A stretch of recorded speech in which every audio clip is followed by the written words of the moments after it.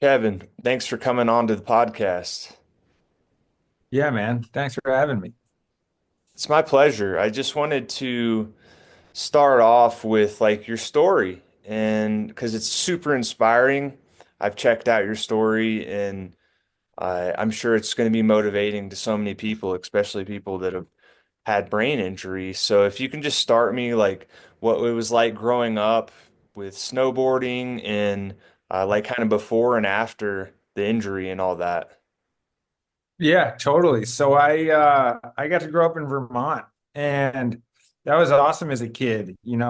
Having the four seasons was super cool. I always looked forward to winter because I don't know, there's something about it being a kid, and we lived on like 200 acres down a mile long driveway in Vermont, like the middle of nowhere kind of. And when it would snow, it was kind of like this little like wonderland of like, it's just like you were kind of like stuck at the end of this driveway. And it was like always like so cool to me to have that experience of just like crazy snowstorms. And I don't know, when you're small, even the littlest snow feels like it's like crazy. And so I grew up in Vermont, and then when I was like a sophomore or junior in high school, I moved. It was sophomore year. I moved out to Mammoth, California in the winters, and I would just snowboard. And then I did homeschooling in the summer, and I really was able to just like focus on snowboarding. And California was like the mecca back then, 15 years ago. That's where it was like was like Mammoth. It was all like happening in California. And it was like such a cool experience to get to do that with my older brother, Adam. And then one of our close friends, Tyler. We just lived out there, and it was just like the whole focus of our life was snowboarding. And I was young, man. I was like, what, when you're a sophomore and junior high school, I was a little baby, and I was just like, it was like I moved out there, and then it kind of just like took off, and I started like winning these contests, and I started like being really successful in snowboarding. And it was just like this epic path of just like all my dreams kind of came true at a very young age of like I did everything I wanted. I traveled around the world. I got to ride the best snow. I got to hang out with all my boys, and just like kind of like this surreal childhood that I had. Yeah. So I guess that transitions to the injury and like the identity aspect that you talk about is like what did that look like for you having your identity shift throughout that? Yeah, well, it was a pretty intense identity shift for me because I had this identity like I have all these like videos and all these like memories of being like my nickname in Japan was I was the American Dream. That's what they called me on the megaphone. They were like, dropping next, Kevin Pearce, American Dream. I was like, the American Dream is like what they saw me at in Japan. And I was like a Yeah. superstar in Japan. Like people just flocking to come and like be a part of my life when I was just like Right. this little kid. And then it's like, it wasn't as intense in America by any means, but I still like was like recognizable, and like people like were starting to like know who I was, and I like had this level of fame that was like it wasn't like a grade like superstar fame, but it was enough fame that I like really felt what it felt like to be famous. And then right as that was getting going, like right as I started to really take off, I had this career-ending injury that just like in the blink of an eye, it was all gone. And it wasn't just like a slow fading, like, oh, he's slowly like getting older or like he's not as good anymore. It was just like done. It was all taken away from me. Contracts worth six figures. Like I had everything. I had houses. I had like homies. I had like everything you could dream of. And then it was like 36 days in critical care. Like just almost like that story that's like you couldn't even imagine to be true because like I had so much, and I was like having so much fun. Like there are videos of us just having like the time of our lives, and it was just like everything was there. And then to have it all stripped away that quickly was like it's something that almost you could never even imagine to have happen. It was like that intense and that quick. They were just all gone. That's it's wild story. And what did that look like from a memory standpoint? Like, was there lapses in memory, or um, what was it even? Were you able to even identify after the accidents, like have a sense of self or who you were for a while, or what did that look like in early recovery? Yeah, that's like totally stripped away from me with a brain injury. It's like I had no idea who I was or the extent of my injury and how it was going to shape the rest of my life. To me, it was like any other injury. Like I've broken all the different bones in your body. Like I've like bruised heels. Like I've done all had all these different injuries. And to me, it was just another injury at the beginning. It's just like, oh, you go to the hospital, you heal this, and then you get back out there. And like little did I know, everybody sitting here listening to this who's had any sort of brain injury, it's like it lasts with you forever. And I thought that it was going to last, at the beginning, I thought it was going to be gone. And then I realized how bad it was. And it started to get really depressing on how bad it was. And like things started to move in a really negative direction of just like bad, bad, bad. Like from the littlest, like every single thing in my daily routine would go wrong to like the bigger things and like the more things like sponsors leaving and like realizing setting in that I'll never be a competitive snowboarder again. And like all these different things kind of compounded on themselves. And that went on for a while, man, of like this sense of nothing, this like nobody is like I was just like this nothing. I had nothing. I was doing nothing. I was not able to do anything. I had no hope. And then this woman came into my life, and it's like the craziest, most awesome story of how I opened up Instagram and I had this DM asking if I wanted to come speak about my foundation at Twitter. And I was just like, this is like, it was one of those like DMs that's like too good to be true. It's like you get like, I don't know Yeah. about like you, but like I'd like get DMs like a lot more when I was a famous snowboarder, but then like after the injury, they kind of stopped and like I wasn't getting DMs. And then I get this DM from this woman that works at Twitter in New York City asking me if I'll come speak at Twitter. And I was like, that's like too good to be true. And I started like scrolling through her photos and I was like, no way. This is something, this is fake. This is like what I'd been dreaming of and just like what I imagined. And like everything that I had imagined and wished for, it was like that times 10 when this all happened. And it's kind of a longer story of how it all happened. But long story short, she brought me to New York and she put me up in this hotel room and she put me up in the suite in like Manhattan, like one of the nicest hotels. Like I had like the penthouse suite and she was at a work event. And I was just like sitting in the hotel, just like off a flight from Alaska, just like, what am I doing here in New York City? Like, this is crazy. Like, I've never met this woman. I'd like FaceTime with her a couple times. And like, to me, I had like totally fallen in love with her over FaceTime.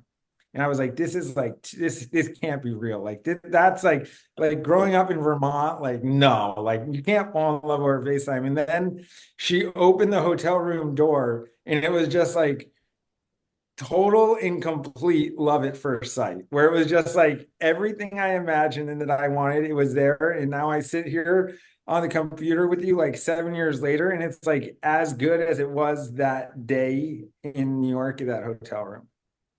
Dude, Only that's now we have two kids and another baby due at the end of February. So it's like, three kids. dude, what a roller coaster, man. Like what a roller coaster of a life you've experienced already. I want to talk about like impulsiveness because that was something I really battled with in my recovery. I've always been a pretty impulsive guy, but after my head injury, I was like, I couldn't say no to anything, like drugs, alcohol, you name it, pretty much. I didn't have a filter. It was like the filter was taken away from me completely. What did Isn't that it look crazy like? not having a filter and how many people can relate to us on that? Of where Yeah. you just do things that you think are right, and then people look at you and they're like, what is wrong with this dude? Like, why did he just say that? Or like, why would he Yeah. just do that?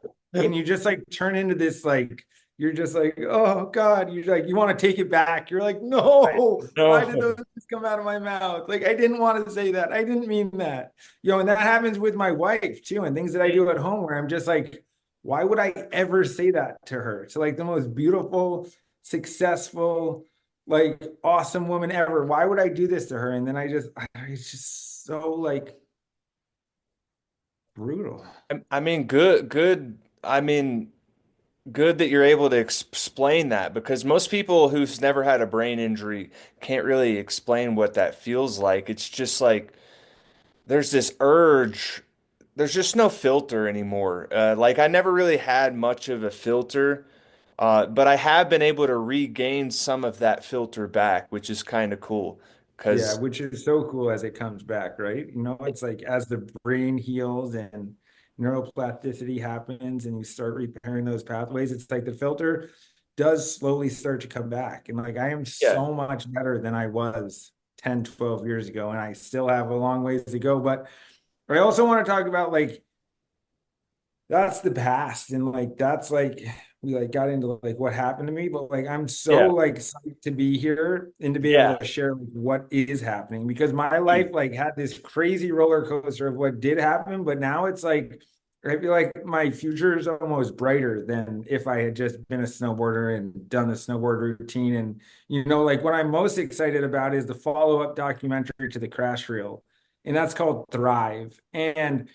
I have been on some like absolutely mind-blowing trips. We went up to CMH, which is a heli operation, and they have them all over the world. And we went up to the one in Canada, and it's at the Monashee Mountain Range. And we're like in this lodge, down at like the bottom of this couloir. It's kind of like this it's at the bottom of a hydro site, and they have this like mega multi-million-dollar lodge that you stay in, and the heli just like flies down. In the first 4 days, it was like a total snowstorm, so we couldn't even fly, and we are just like sitting there in the lodge, just like, what are we doing? And then it went blue, and we got like this crazy powder, and we had like the best drone pilot in the country with us, and we had like this whole production team, and like it was like the perfect storm of everything came together for that trip. And then I went, have you heard of Dr. Amen? Yeah, yeah. Yeah, so Dr. Daniel Amen, he is a good friend of mine now. He scanned my brain right after my traumatic brain injury. We did a SPECT scan like a couple months after it down there in SoCal. And then we did this trip out up to the heli trip. And then we came back from that and I went back to California. Now, what are we from 2009 to now? 14, almost 15 years later. And the scan the scans up next to each other, the spec scans are just like there's like these huge like lumps and like these holes in my brain that have like smoothed out and smoothed over. And like having those up next to each other and hear Dr. Amen talking about them, it was just like how the brain can heal. And like there is this opportunity when you do the right things that those parts of the brain that they thought would be injured forever, they get better. Dude, amazing you say that. And I don't know about you, and I'm not trying to like get back to the negative again, but when I was told 10 years ago, basically I was going to be on medications for the rest of my life. I was going to have to learn to live with it, essentially, from the doctor's words. I don't know what your experience was like, but for me, when I found out about neuroplasticity, that was the game-changing moment. Like the brain can change, heal, and adapt. But before that, I was kind of just in this dark cloud, like my life's fucked pretty much. Totally, dude. It's like Was so it, you negative have a out there. similar experience? Totally. Where it's just like only my experience was like I was at the end of a mile long driveway on 200 acres of land in Vermont without my license. in Yeah. like at my parents' house when I was like 25 years old. After being like one of the best snowboarders in the world, I was left in Vermont with like nothing. And like I had so little hope there, and I had so little like, I don't know, there was like no motivation, and I had no excitement of life because so like, and I guess like for those people that are in those places now that have nothing, they're listening to us talk and like we're doing so great now. I like, Yeah. I guess to you, I would say like you got to keep the hope alive, and you got to keep like the light. You got to like understand that there is a way out. And for Mm. me, there felt like there was no way out when I was like alone in my parents' house with nobody. There was Yeah. no way out, but just like to keep fighting, like to keep healing, to keep doing the right things, eating the right foods, getting enough rest, making sure you get exercise. If you can't walk, doing yoga, doing things on like just moving your body in any way possible. And just like Dr. Amen's thing was always care, stop, and do for your brain. Care about your brain because it's the most important part of your body. Stop doing everything that's bad for it and do everything that's good for it. And that's like an easy one. Care, stop, and do. Because like that, so I think that's a really, really good one to live by. Yeah, exactly. And not to get geeky, but brain cells grow and then they shrink away depending on what you do. It's the use it or lose it model. And so those crappy, shitty behaviors like your impulsive things that you want to get rid of or the personality that you want to change, let brain injury kind of be a reset in your life of like how you really want to show up in the world. But totally I can resonate with like feeling no motivation, like depressed, like the signals just were not carrying the same way. I wasn't producing as much dopamine, and that's why I like got into high risk behaviors. I was rock climbing while I was doing drugs and stupid stuff like that, like super high risk behaviors. But like he says, it's kind of simple. Like care, like resist and take action. Like so your brain cells will grow and dependent on what you do and what you don't do, you know?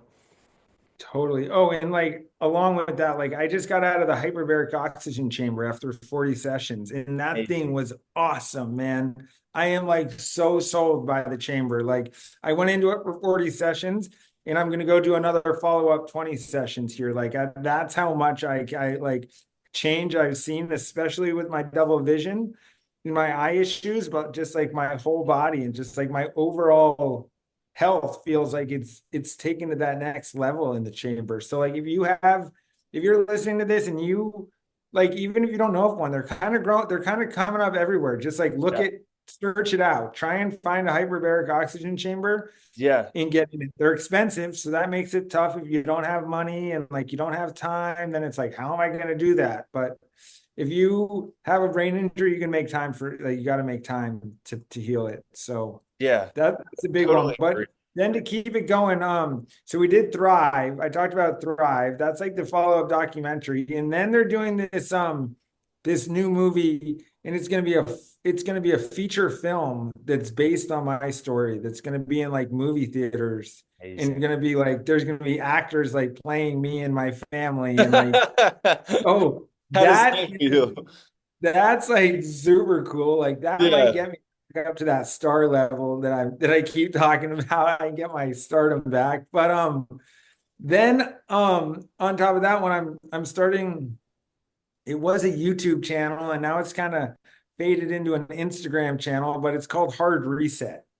And you can identify with a hard reset. Like this, everyone can identify, everyone has a hard reset, Yeah. you know? And they're all different. And just like getting into this, starting this up of hard reset, I've heard like the craziest stories of just like people coming out and chatting with me and just like seeing like the most, there's so much hope out there and there's so much inspiration of people doing awesome stuff that like that's what I want to share. And that's Dude, in the early phases. I'm like struggling to get funding for that and like trying to figure out a couple of things, but like hard reset, I'm like really excited about hard reset because like your hard reset and my hard reset are like levels of like where people want to get to, and to have that and have other people like see what we've done and to gain Yeah. inspiration from us, like how good does that feel? Like, Oh man, I don't feel there's anything better in the world is like when I'm helping somebody and they have a breakthrough. It's just like, ah, the lights shining down from the sky, pretty much. Like there's no better feeling. Is like you're helping you. I call it a symbiotic relationship. Is like when a win-win situation. I just wish the world was more like a win-win for everybody because we can all win. You know what I mean? There doesn't have yeah, to it's be. hard to win though. And I guess like that's like, especially with the brain injury, it's super hard to win because like Right. it's almost like all the cards are stacked against you with the brain injury because it's like all these things are so hard and you're acting stupid. Like when you have a brain injury, you don't go out and like say the right things. Like when you're being like when you don't have a filter, like people don't like you when you don't have a filter in No, this they world. really Like don't.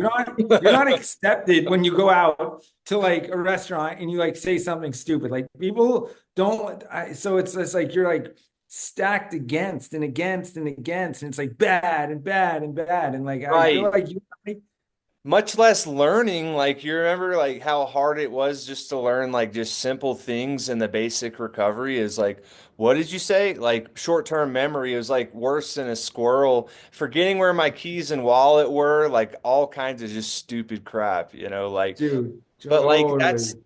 totally can relate to all that. Like, but like baby steps in the right direction. Neuroplasticity was that pathway of hope that like, oh, Yeah, okay, and I think it's finding tools. Like you just bring up like phone, like wallet, like keys. Like I was wearing glasses. I had all these things to remember. It's just like simpling things down. I think if you can take one thing away from like me and like one of the most there's so many things, but one of the most important things is just like making life more simple. And like this is a perfect example. Like this is really stupid, but like this is my phone, and then like my wallet's on the back of my phone, and it's just like it's so dumb, but it's like then I don't have to worry about a wallet. Then I like am never gonna lose my wallet because like I can always find my phone. So it's just like making life more simple. I have found is so much better.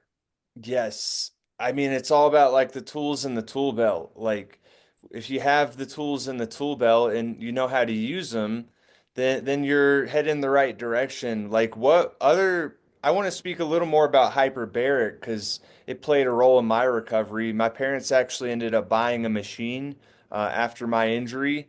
Uh, I didn't know what it was doing for me at the time, but you spoke about the vision. Like that blew me away. Like what did they tell you about your vision, like using the chamber? Yeah, so I got to go speak at the Department of Defense in Washington, D.C. a couple months ago for Thrive, actually, for the documentary. The whole film crew is at that one. We shot a bunch of different stuff for this movie. Like this movie is gonna be like crazy. Like everyone like thought the crash reel was so special, and that was like a really well done movie. And like they're like focused on my family and like how like having a family can like lead to a very successful recovery, and like Yeah. that was so cool to be able to show that and to share that with the world. And now this one's going to be like, like I think like what we've been talking about a lot on here, but just like giving people hope and like allowing people to see that there is a way out at the end. And that, like just because you have a brain injury doesn't mean you have to be left with one forever. And that is like what's so exciting for me is that I thought for so long that I was going to be left and had nothing forever. And now it's like I have everything sitting here down in New Smyrna Beach, Florida, with two kids and the most beautiful pregnant wife right now, just like ready to pop in a couple months of just like so much happening in my life. And I have all these different film projects and like all these different things going on. And so I'm just like, I'm that person sitting here, and I'm sure if you're watching this, you're like, oh, great for him. He has everything. Like I have nothing, but just know that I did have nothing. I was there of Yep. just like double, like the most extreme. And that's why it's so easy for me to talk about. Like my double vision was so bad. I had like, I can't even like say like my my lenses were like an inch and a half thick, like to to bring the two images back to one. Like I Jeez. have been at the worst of the worst, and so it's like to be at the worst and the worst, and now to say I'm at like the best of the best. Like I drive a Tesla. Like I have a house like 3 blocks from like the most consistent surf break on the East Coast. Like there's it's just like unreal. Dude, I love it. I swear life gets better and better. Like, like it's better than it was before for me. Like that's the beautiful thing is this ended up being the biggest blessing for me in my life. And I don't say that with any bullshit. 100% honest that like getting knocked out by the dude outside the nightclub that night was the best thing that's ever happened to me because it really, I swear it saved my life. Like I don't, no BS. Because I discovered meditation and I discovered breathing. I discovered hyperbaric chamber, uh, nutrition, how to take care and love myself. And what are some other tools that you discovered in your recovery process? Well, I guess yeah, it's kind of been everything. Early on, yoga was really important to me, and I did a lot of yoga, and that was a place that I could just like I could go into the yoga studio when I was feeling like super bad about myself and I was just like super down and depressed and I could go into the yoga studio and you're not really judged when you're doing yoga. It would make me mad when a teacher, a couple of times a teacher would be like, no, you need to do this. And it's just like that doesn't really happen in yoga. You can just go into yoga and just kind of flow. And that was like really a place for me that I was able to feel successful at a time in my life where I was really unsuccessful. So that was a good one for me. I I definitely, you know, I think that, take so there's so many things, but not trying to go too fast. Always in my life did I try and go fast. And that's how, I became one of the best competitive snowboarders in the world. And that's how I made it to such great heights. But that's how I also fell to such great lows in the fact that I just like was trying those crazy tricks on snowboards that had like catastrophic, outcomes if things went wrong. And so I think there's both sides of it where it's like you got to find the median. Right, like slow and steady because building that foundation is key. Because Totally.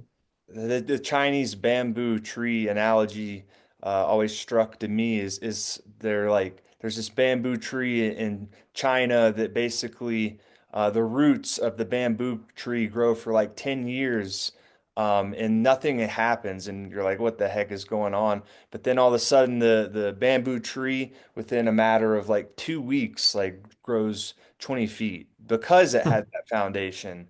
You know, Yeah, I totally. fucked that up big time, but like that is amazing. But like this is what you do when you're a podcaster is like you try to throw in these witty analogies and shit. Like the fact is like I don't have my all my ducks in a row, but like at the end of the day, like we all got our own bullshit that we got to deal with every day, but like starting with being grateful was like a big part of every day for me now is just like, oh, okay, I have another day to go try something. So I should be grateful just to be alive, number one.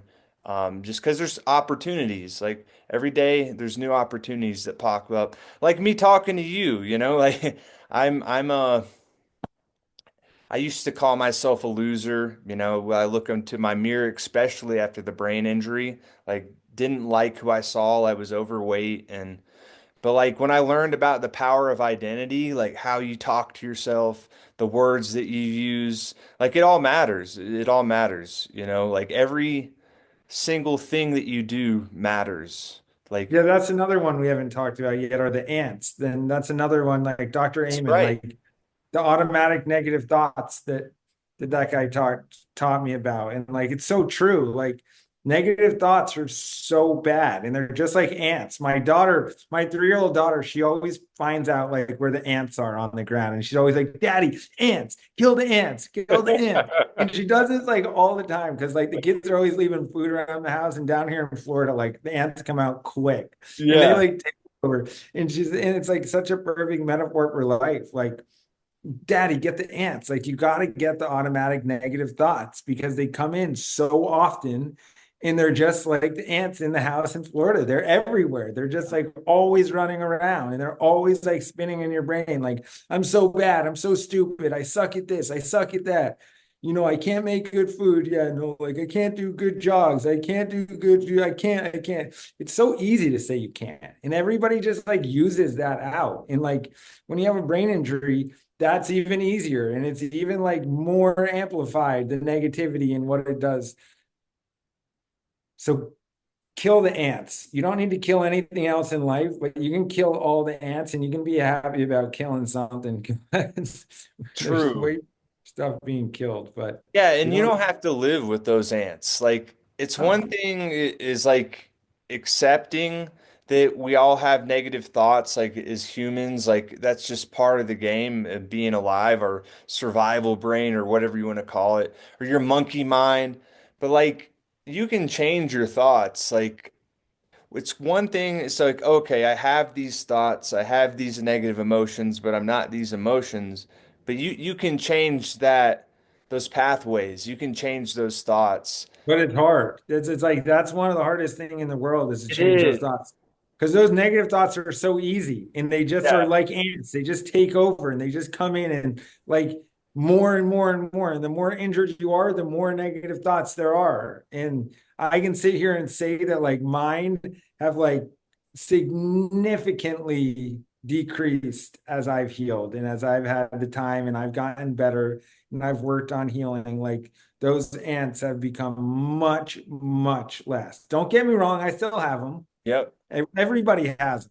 Nobody in the world can sit there and say that they've Yeah. never been negative or had a bad thought. That's part of life. But Yep. it's just like meditation and like calming down your thoughts. Like Yeah. when you try and meditate, you're not going to stop thinking when you go and sit down to meditate. That's impossible, but you can slow the thoughts down and you can have less thoughts. And it's like that is like probably one of the hardest things that I've ever done in the world is meditated with like a really successful meditation.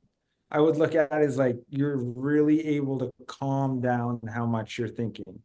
And like Yeah. that It's like things slow down, like the time between thoughts or something, or the brainwave state, or whatever you want to call it. And and it's the same thing as like being in the zone or like being in a flow state of just like that's what I was able to find in snowboarding. And that's why snowboarding was so fun for me because I was like in this zone of just like those double corks and those 1260s and the 1080s. That stuff was so easy because it's just like I was just like flowing. I was just like in it. And it was just like there's this book called The Mindful Athlete.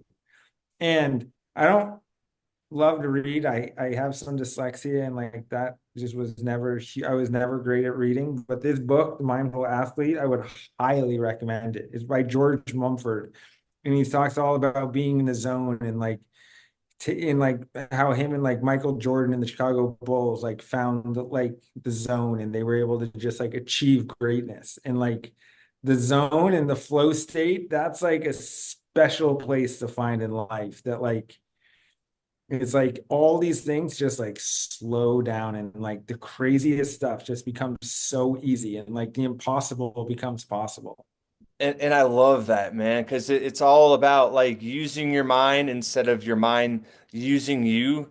Because like there was this study that really changed like how I saw how things work in life in general was they had like a group A and group B, and they were both playing like a five-finger stroke on the piano, like 1, 2, 3, 4, 5, five keys. And they did that for 5 days for 2 hours at a time. Group A actually physically played, and Group B only imagined that they were playing the same key tones. and they had similar changes in their brain scan, similar functional changes in their brain scan. And I was just like, holy crap. It reminded me of Jordan when he would just shoot free throws, like he could do that shit with his eyes closed. You know what I mean? Like, how special is that? Just because he practiced it over and over and over and over again. And like, you can do the same thing. It's like a couch potato's dream. It's like you can sit there on your couch and just like imagine that you're doing something. It Just like matters. It matters. I mean, it's cool how that happens. You know, how the brain and body like they work together and that nice thing. if you allow them to, but they can also work separately. And True. like when you have a brain injury, they really like are fighting themselves and they're like doing everything they can to be separate. It's all about like bringing them back together. It's like the brain and body. After you injure this thing, it's like you have to like reteach it how to work with your body. At least I did. I had to like Yeah. retrain it how to make my body work again. And that's a weird feeling to have the brain and body disconnected. It sucks. It's mad Did shit. you feel that too? Did you have much like separation? And like it's not like they're separated physically, but it's like No. this more like an emotion, not emotional, but like It was like a a dense fog, like if I look yeah. back to it, and I may not even be remembering any of this right, but it really felt like a dense fog.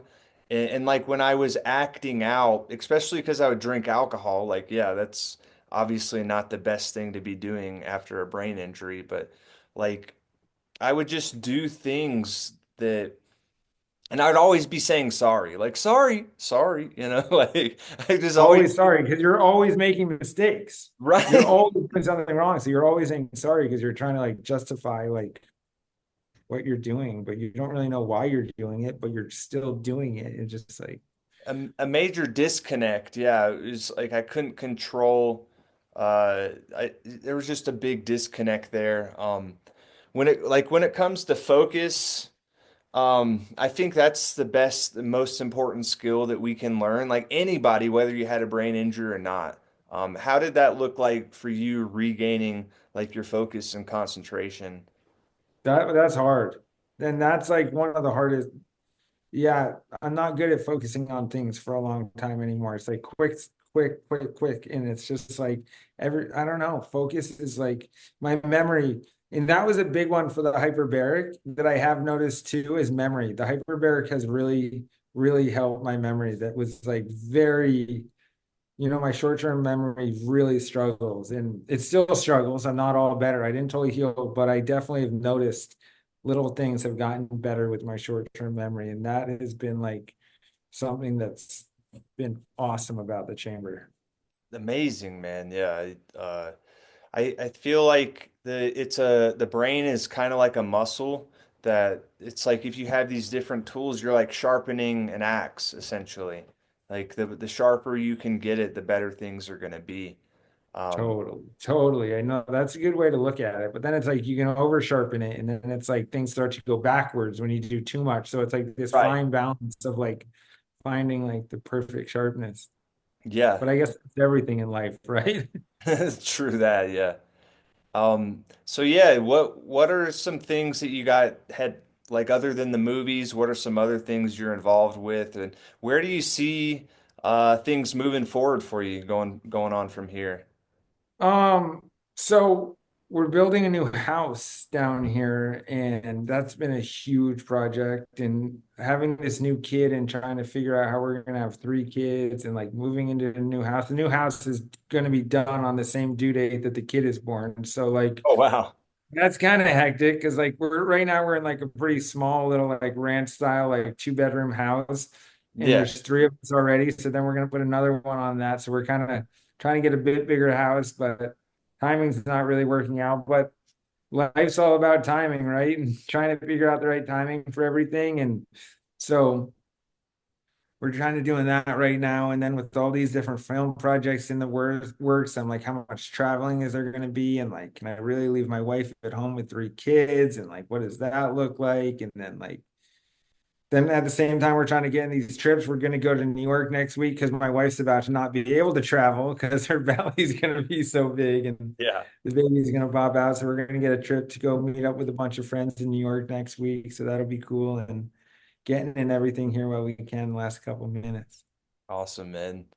So I just want to leave you with the last words, like just some words. What can you say to like people that are really struggling out there now, especially like with all the bullshit like 2024 that people have to deal with, the elections coming up and Oh, all there's this so much bullshit right now, so man. much. So much. If, yeah, like I totally get you if you just feel so overwhelmed by life and just like Yeah, everything that there is in life. It's like, why is this life so hard? It's like life shouldn't be that hard. And just like, I don't know, I guess like try and just like take life a little bit easier and make things a little bit more simple, you know? This is just like a good metaphor for life. It's like the wallet on the phone, just like simplifying all the chaos out there. Just like calm it down. And when things are more simple, like things work better. And like when one thing works, then maybe the next thing will work. And then maybe the next thing. Where with the brain injury, it's just like bad, bad, negative, no, not working, not happening, not good. And like you just got to flip that script and like maybe one thing works and just like start simple. Just get one thing to go in your way and then the next thing. And like I hear you if you just like can't get it. And it's just like you're just like, no, nothing's gonna work. But just like flip that negativity into a positive and just like try. I just urge you to try and just have that little bit of positivity. And I know you might not want to, and I know you might just be like, screw that. Like, no, this sucks. My life sucks. I suck. I'm bad. But just like you got to flip it because there is hope. And I'm sitting here looking at you with an absolutely beautiful wife and two awesome kids and a third kid coming. And it's just like, have some hope. dude, that it all starts. There's no such thing as false hope, and I'll take that to the grave, no matter what any tidy whitey